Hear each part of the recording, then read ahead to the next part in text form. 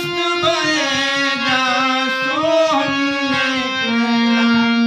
समझ जावे शान कोई शायरी सजन की